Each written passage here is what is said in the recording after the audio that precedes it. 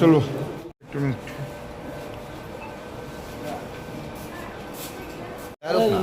তোমরা তো তাইশ করে করো আমি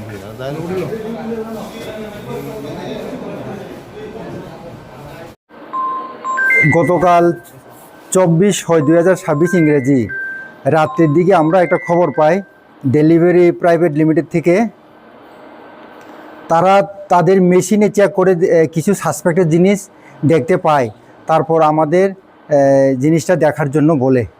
তারপর আমি এবং খয়েরপুর থানার খয়েরপুর আউটপোস্টের ওসি সহকারে আমরা একটা টিম গঠন করে ওই জিনিসটা আমরা ভেরিফাই করতে যাই এবং সঙ্গে আমরা এই সাসপেক্টেড জিনিসটি দেখার জন্য ডিসিএম জিরানিয়াকেও আমরা জানানোর পরে স্যার সহকারে আমরা এখানে যে সাসপেক্টেড যে 5টা আসলো, 5টা প্লাস্টিকের প্যাকেট আসলো, এই প্যাকেটটা আমরা দেখতাম যাই।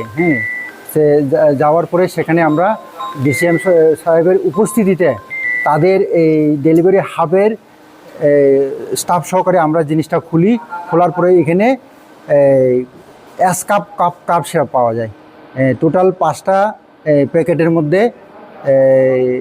1435 বোতল।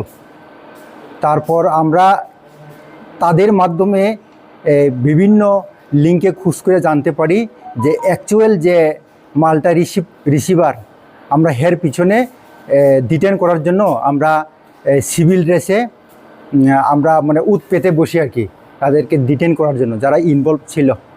তো আমরা সেই মোতাবেক আমরা একটা টিম গঠন করে আগরতলার দিকে এই কি জায়গাটা এটা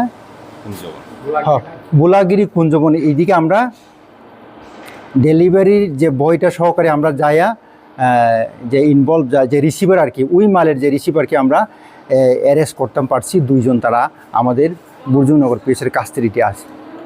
তাদেরকে আজকে কোথায় পাঠানো? হ্যাঁ, তাদের এগেন্সে অলরেডি এনডিপিএসের একটা স্পেসিফিক কেস রেজিস্টার করা হয়েছে, যার মামলার নাম্বার 29/2026 এবং আজকের মধ্যে আমরা